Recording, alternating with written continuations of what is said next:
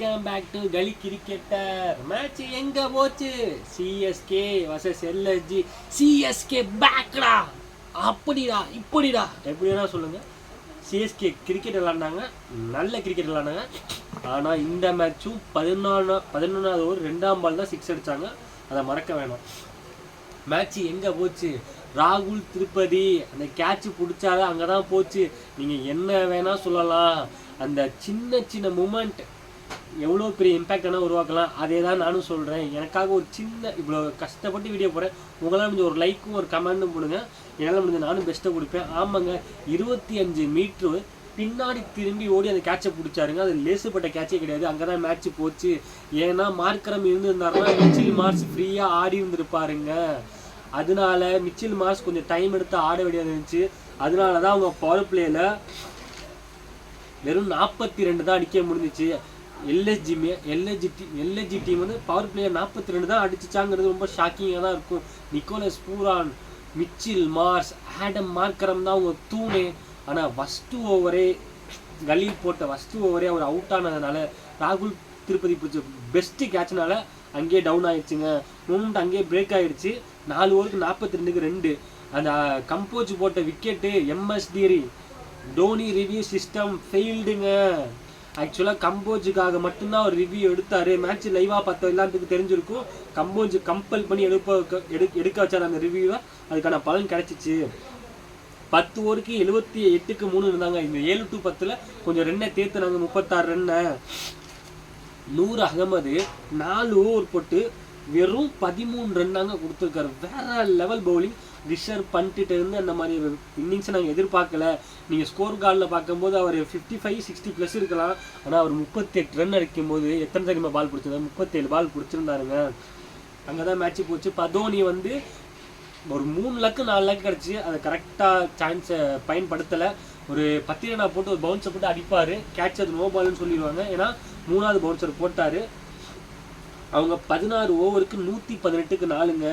11 to 16 36 பாலில் 40 run தாங்க அடிச்சிருப்பாங்க. Moment அங்கேயே இழக்கிறாங்கங்க. ஆக்சுவலாக 4 ஓவருக்கே 7 to 10 36 ரன் அடித்தாங்க. 36 பாலுக்கு வெறும் 40 ரன் தான் அடித்தாங்க. பட் டெத்தில் அப்படி இப்படி ரெண்டு வந்துருச்சுங்க. அதுலேயும் நூர் அகமது 4 டாட் பாலுங்க. 17வது ஓவர் 4 டாட் பால், 18 ஓவர் 10 ரன்னா போட்டு 18 ரன் கொடுத்தாரு. கலீல் அகமது 16 ரன் கொடுத்தாரு. மறுபடியும் 10 ரன் கொடுத்தாருங்க. 166 டார்கெட் ஃபிக்ஸ் பண்ணாங்க. சிஎஸ்கேவோட காம்பினேஷனாக மாற்றினால தலை தோனி மாற்றுவாரா அப்படின்னு ஏகப்பட்ட கேள்விகள் மாற்றிருந்தார். இந்த சின்ன பையன் பேர் என்னடா? ஷேக் ரஷீத் நல்லா விளாண்டாரு. ஓப்பனிங் நல்லா ஸ்டார்ட் பண்ணி கொடுத்தாரு. சிஎஸ்கே பவர் பிளேயில் 59க்கு 1 இருந்தாங்க. சச்சின் ரவீந்திராவும் நல்லா ஆடினாரு. தாக்கூர் போட்ட ஃபஸ்ட்டு ஒரு 10 ரன்னு, ஆகாஷ்தீப் போட்டார் 13 ரன்னு, தாக்கூர் போட்டார் 14 ரன்னு, திக்வேஷ் போட்டார் 8 run, Avesh Khan 7 run, Digvesh 7 run. எதனால எல்எஸ்ஜிக்கு மேட்ச் போச்சு? அவங்களோட இம்பேக்ட் பவுலர் திக்வேஷுங்க. அவரை பவர் பிளேலேயே கொண்டு வர கட்டாயம் ஆயிடுச்சு. ஏன்னா சிஎஸ்கே ஓப்பனிங் பார்ட்னர்ஷிப் அப்படி. அதனால நான் வந்து ஆஹா ஓஹோன்னா சொல்ல மாட்டேங்க. அவங்க 11.2வது பால் தான் 6 அடித்தாங்க. மறுபடியும் சொல்லிட்டு அதை மறக்க வேணாம். ஃபஸ்ட்டு 6 டூப்ளே மட்டும் தான் உங்களால் 6 அடிக்க முடியும்னா T20 உங்களால் சர்வே பண்ண முடியாது. இந்த மேட்ச் நீங்கள் ஜெயிச்சிருக்கலாம். ஏன்னா லக்னோட்ட ஒரு பிக் நேம் கொண்ட ஒரு பவுலர் கிடையாது. உதாரணத்துக்கு டெல்லினா மிச்சில் ஸ்டார்க் சொல்லலாம், மும்பைனா பும்ரா சொல்லலாம், ஆர்சிம்னா ஏர்சல்வுட் புவின்னு சொல்லலாம். அது மாதிரி ஒரு பெரிய பிக் நேம் கொண்ட பவுலர் எல்எஸ்ஜியில் கிடையாது. அதனால நீங்கள் தப்பிச்சிட்டீங்க. நான் வந்து சிஎஸ்கேக்கு அகெயின்ஸ்டெல்லாம் பேசலைங்க, நியாயத்தை பேசுகிறேன்.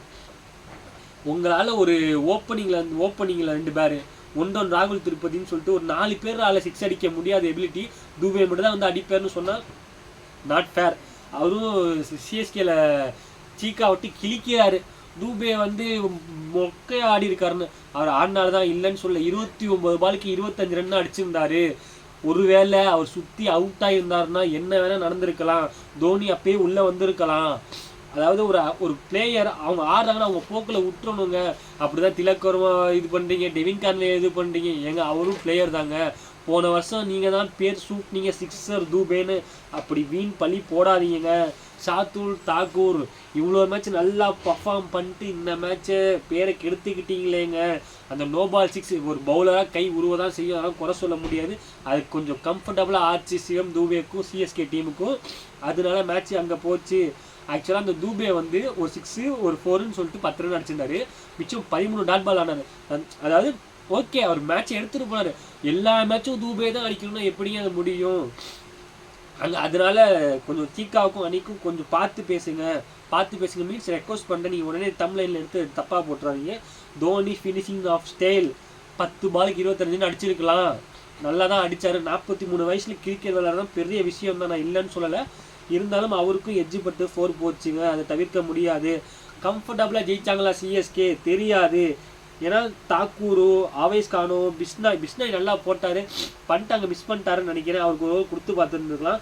என்ன பொறுத்தளவு இந்த மேட்ச்சில் மேன் ஆஃப் த மேட்ச் யாருக்கு கொடுக்கலான்னு பார்த்தீங்கன்னா நூர் அகமதுக்கு தாங்க கொடுப்பேன். நீங்கள் சொல்லலாம் ஜடேஜா 2 விக்கெட் எடுத்திருக்காரு, பத்திரனா 2 விக்கெட் எடுத்திருக்காரு, தோனி 25 ரன் அடிச்சாரு, 2 ரன் அவுட் அடிச்சாருன்னு. நான் நூர் அகமதுக்கு தான் கொடுப்பேன். 4 ஓவர் போட்டு வெறும் 13 ரன், 17வது ஓவர் போட்டு வெறும் 3 ரன் தான் கொடுத்தாரு. அதனால் நான் அவருக்கு கொடுப்பேன்.